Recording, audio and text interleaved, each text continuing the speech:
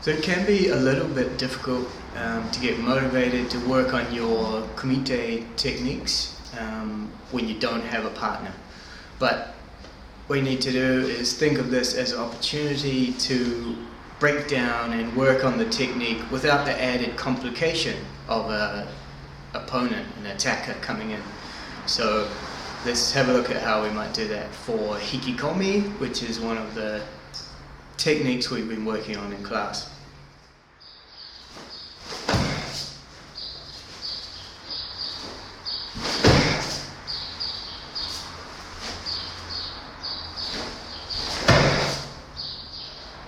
So the most basic form of the technique involves oizuki. So let's start off with the oizuki. So starting from kamae on the left, you're just going to do a basic oizuki, stepping through, landing in a solid zenkutsu, and then also bringing the fist back to the hip.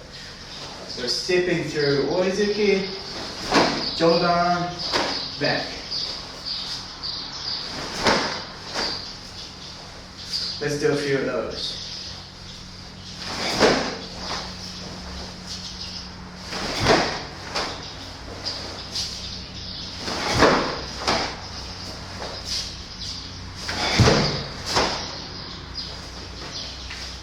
So if we're to break down that basic movement, what you'll see, what the legs are doing, is firstly the back leg is pushing off to get me into the center. From the center, I can use the other leg, the front leg, to push me forward into the technique. Now this is different to something like Gyakuzuki, where it's mostly the back leg that's doing the work. So Gyakuzuki would be pushing off the back, whereas Oizuki, pushing off the back to get to the middle, and then the other leg takes over, front leg takes over. So in effect, two legs, twice the power, twice the speed. So here, push, pull. 1, 2. Let's do a couple more, thinking about pushing off and pulling through.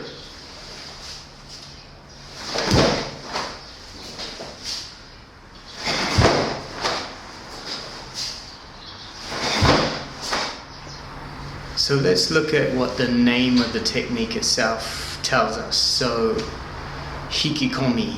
So, hiku or hiki is to pull. So you'll see the same character on a door, for example, when you're meant to pull it. So hiku is to pull. Hikikomi is a pulling in counter. So let's now look at what the legs are doing in the Hikikomi technique itself. So this time, of course, we're not just stepping through, we're now moving back, pulling back, and pushing out. So in the basic oizuki, we were doing one leg movement here, 1, and then the front leg takes over, 2. This time, it's that front leg that's doing all the work.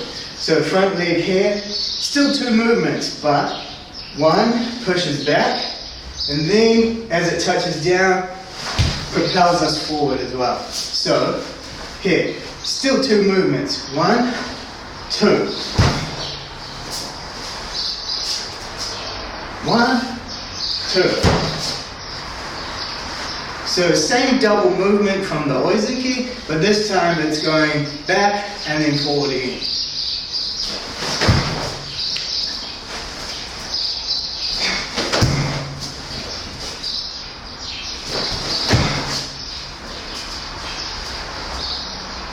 So try a few of those. Now remember, pushing back, forward. Back, forward.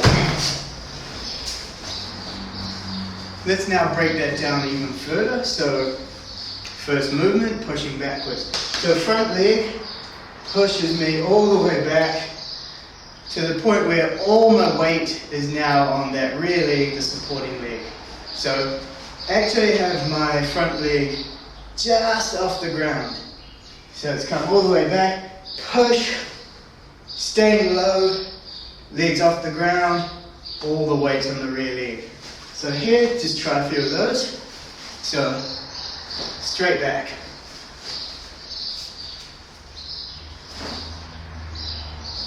You don't want to overdo it, you don't want to go too far because you won't be able to get forward again. So, halfway back.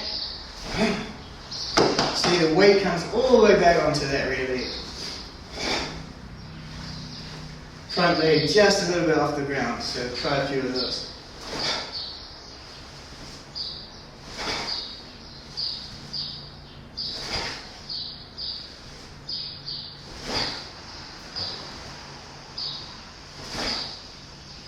So let's move on to the second half of that movement.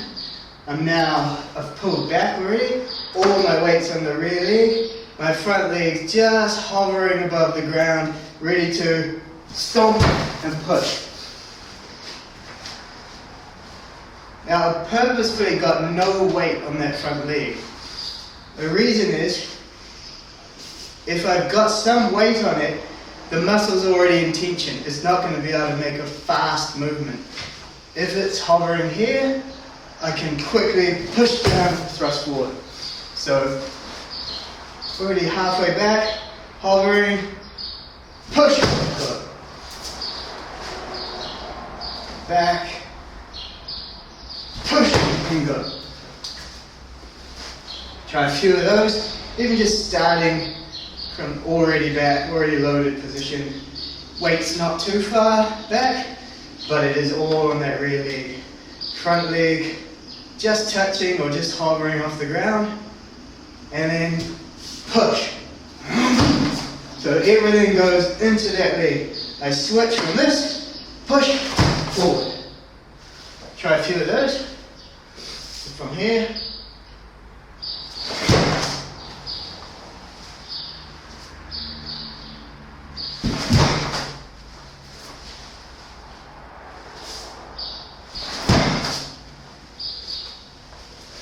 okay, now let's put the whole thing together. So slowly, down stance, I'm pushing off. Weights back, switch legs. Push, hover, thrust. Push, hover, thrust. There. Try a few more.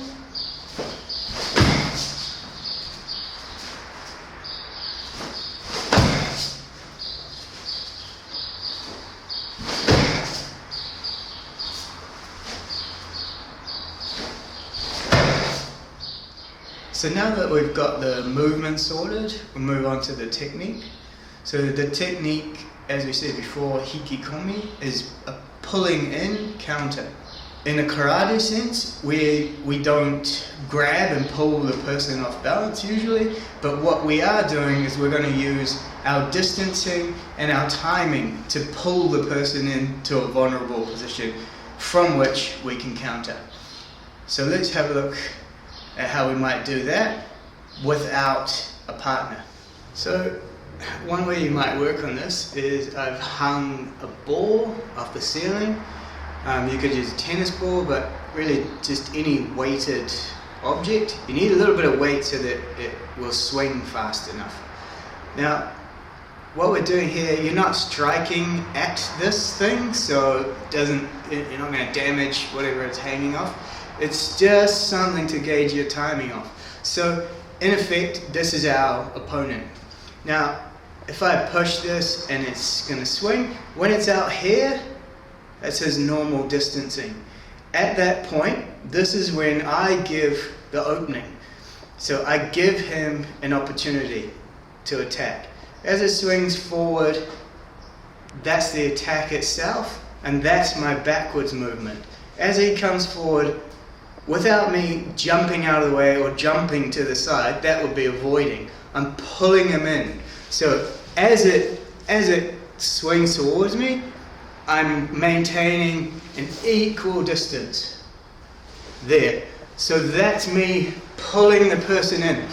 Because I'm not jumping back, they're still thinking they can get you. So you've given the opening and you're maintaining a sense that they can still get you. But by the time it swings all the way back to here, he's realized that his attack has failed, and he stops and he starts moving back. That's when he's vulnerable, and that's when we launch and chase with the counter. Right, let's have a go. Here. Just trying to maintain that distance. Boom. Here. Open, pull them in, attack. Okay? It's pretty hard to do consecutively, and that would be too much of an even rhythm, which you won't find when you're actually applying it to someone. So it's more of a one-off, so swing it, get it going, right. Okay, moving to in. So I'm not really striking it, I don't want to rip it off the ceiling or damage anything. Doesn't matter, I'm using it purely for timing. So here we go.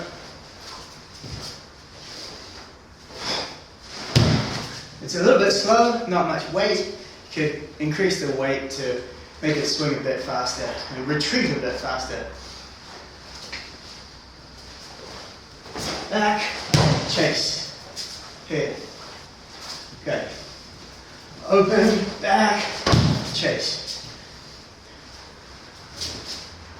So give him the opportunity, pull them in and strike. Open, pull in, strike.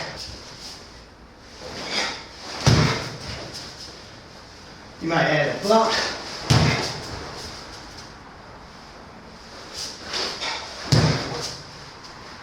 I'm not trying to hit it, it's my timing. It's telling me, suck them in, pull them in, strike.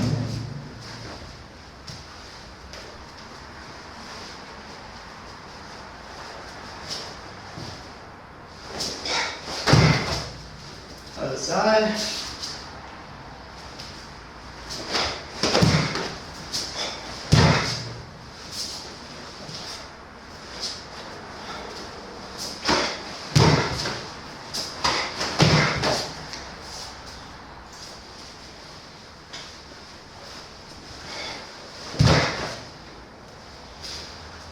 It's moving a little bit slowly, so it's a little bit frustrating.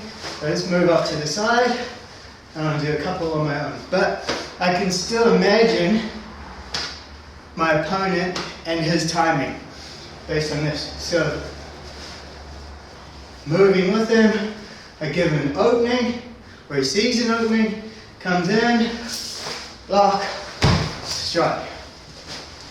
But the real block is just moving out of the way. So it comes in, out, chase. So I'm pulling the person in, and out.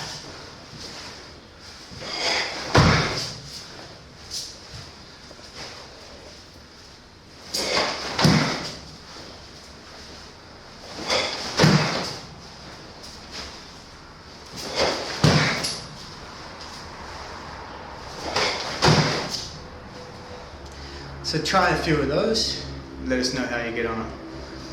Remember, Hikikomi is a pulling in counter. So use your imaginary timing to pull the opponent in. When he thinks he's failed and he's retreating, that's when you counter. So pulling in, counter, Hikikomi.